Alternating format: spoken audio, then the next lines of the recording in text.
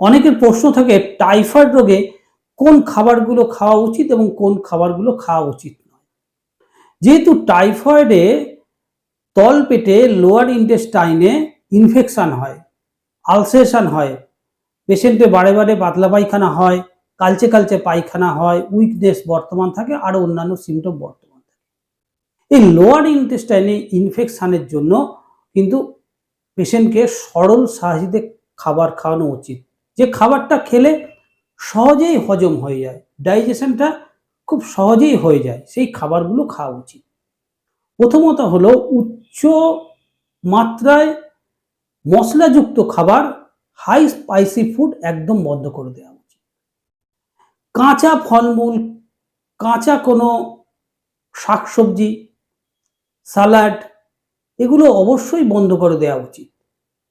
ভাজা খাবার, বাইরের রেস্টুরেন্টে বা পুরাতন তেলে ভাজা খাবার, এগুলো একদমই বন্ধ করে দেওয়া উচিত। হাই ফাইবারযুক্ত খাবার, এগুলো টাইফয়েড পেশেন্টদের খাওয়ানো একদমই উচিত নয়। কাঁচা ফলমূল খেলে এর মধ্যে অপাচ্য কার্বোহাইড্রেট থাকে, হজম হয় না, এতে পায়খানার পরিমাণ বাড়তে পারে, পেশেন্টের পাতলা পায়খানা আরও বেড়ে পেশেন্টের কমপ্লিকেশন হতে পারে। ভাজা খাবার খাওয়ালে পেশেন্টের অ্যাসিডিটি হতে পারে, তার ফলে পেশেন্টের টাইফয়েডের কেস কিন্তু কমপ্লিকেশন দেখা যেতে পারে। হাই ফাইবার ফুড দিলে কি হবে, পেশেন্টের এই পাতলা পায়খানাটা আরও বেড়ে যেতে পারে, পেশেন্টের কন্ডিশনের অবনতি হতে পারে। সুতরাং এই খাবারগুলো বন্ধ করে দেওয়া উচিত। অনেকেই ধারণা থাকে যে জ্বর হয়েছে তাদের ভিটামিনের অভাব হতে পারে কাঁচা ফলমূল দিয়ে, কিন্তু টাইফয়েডের ক্ষেত্রে এটা প্রথম দিকে না দেওয়াই ভালো। টাইফয়েড সেরে যাক, ডাক্তারবাবুকে জিজ্ঞাসা করে আপনি তবে ফলমূলের বিধানটা আপনি জিজ্ঞাসা করবেন, কতদিন থেকে কখন আমরা পেশেন্টকে ফলমূল খাওয়াতে পারব।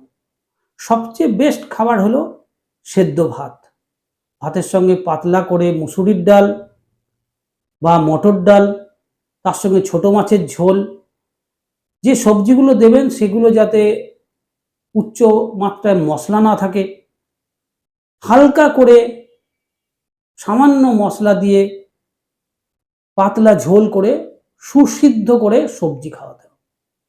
তবেই কিন্তু টাইফয়েড রোগীরা তাড়াতাড়ি আরোগ্য লাভ করবে। তার সঙ্গে প্রচুর পরিমাণে জল খাওয়াতে হবে।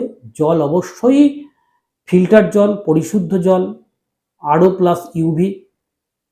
তার সঙ্গে টাইফয়েড রোগীদের একটা ব্যাপার থাকে, পরিষ্কার পরিচ্ছন্নতা বজায় রাখতে হবে। যখনই তারা খেতে বসবেন সাবান দিয়ে অবশ্যই মুখ চোখ ধুয়ে, হাত পুরো সাবান দিয়ে ভালো করে ধুয়ে তবেই তারা যেন খাবারে হাত দেন। এইসব যদি বিধি নিষেধ ভালো করে মানা হয় তবেই টাইফয়েড রোগীরা তাড়াতাড়ি কিন্তু আরোগ্য লাভ করবে। এতে কি হয়, কমপ্লিকেশনটা হবে না, তার সঙ্গে চলবে ভালোভাবে ট্রিটমেন্ট। দর্শক বন্ধু সবাই ভালো থাকবেন, ধন্যবাদ।